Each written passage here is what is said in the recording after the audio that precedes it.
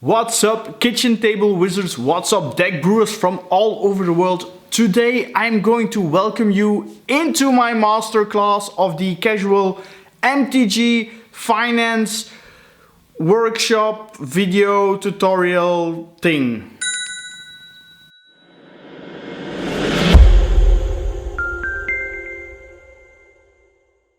So in this short video series I want to share a little bit my magic finance blunders.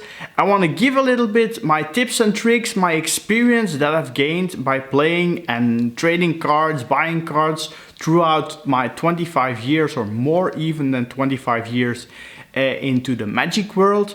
And most importantly, I want to share some tips to lower the cost of playing magic so we can all play this great game for a few dollars less. And this of course with the emphasis on casual magic, because I want to build fun decks, I want to play good games, and of course I always keep it casual.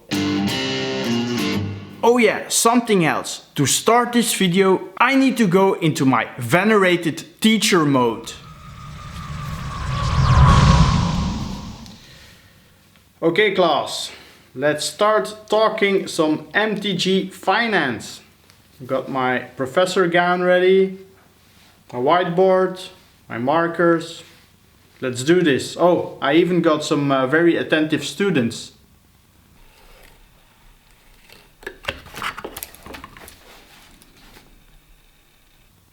Very attentive. Now today I'm going to talk about when to buy your magic cards for casual play. And I'm going to discuss the sets that are in standard and the other products. This can be master sets like Ultimate Masters or Magic 25, but it also can be products like Battle Bond, for example. Alright, so first let's start with the regular sets. At the recording of this video, Ikoria is just in its release stage, so it's definitely an interesting time to discuss this. Okay, I'm going to do a little bit of magic on my blackboard. There we go. I did a little preparation to save us time. So I've put 1, 2, 3, 4 different timestamps on my chart, and this is the value. So we go from 100%, so that's the highest the set ever been, to 25%, the lowest that the set is going to be if I compare this to release. So let's say we take for example Khans of Tarkir. So of course at release this is when the prices are the highest. So right about here, and then 6 months in we are around here. So that means that the hype is settled down. We already know which cards are good, which cards are bad in standard, and the prices have settled down a bit. Now what is important that you don't buy here, because that's really throwing your money out of the window.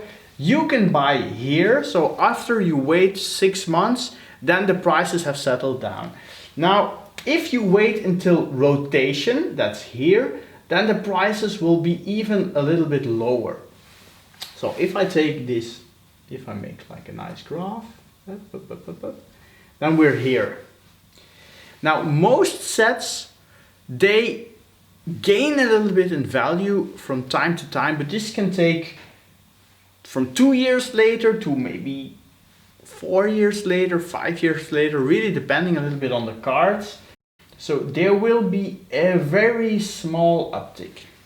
Now you'll see that between 6 months and then the small uptick a few years after the set rotated out, it's almost the same. It's not that big of a difference. So you can argue that, okay, well, after 6 months that a set is out, I can start buying some cards, especially some rares, have a look which rares went down in value, but most of them have settled. The prices will settle, and then the difference between 6 months and rotation, it's maybe 10%.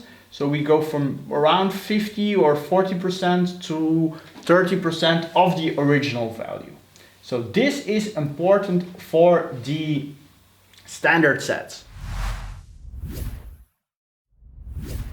Now with the master sets, we have something similar. So in the beginning, there's a lot of hype, there's pre-release season, but here, this is important because master sets, they don't rotate out. So what's going to happen? It's going to be a little bit similar. And then here, it's going to flatten a little bit. And maybe it will go up. So with master sets, also wait around 6 months, depending a little bit on allocation or on reprints. And this means that sometimes if a set is very high in demand, Wizards will print a second run, and then it will take a little bit longer for the prices to flatten out and to reach the bottom. For example, a Modern Horizons took around 5 months, 6 months really to be at a low, and then prices are creeping up a little bit. Oh yeah, one more thing. So in general, after or 6 months for a master set at peak supply, or after rotation, there are a bunch of cards out there that are below $1, below 50 cents, even below 10 cents that you can scoop up to make really cool decks. Can we do a cat deck now? Okay, let's take an example and say you have 25 euros or $30. Now you don't want to be a massive sheep when a product comes out and buy here at release or even at pre-order. Don't follow the hype. Oh yeah. Don't be a sheep. Buy at minimum 6 months out if you want a good deal, or you can even wait till rotation with standard sets. And then you're a happy kitchen table wizard. Now let's see if my students have learned something. Students, tell me, what did we learn? Don't pre-order or buy directly cards at release. Wait for peak supply and buy your staples at rotation. For master sets, wait 3 to 6 months until you buy your cards. Don't forget to look at older sets for bulk rares too. There are plenty. So this was the first part of my financial casual magic masterclass series video thing. I hope you enjoyed it. Maybe next time I'll talk about some big blunders I made speculating on some cards. Bye. Keep it casual.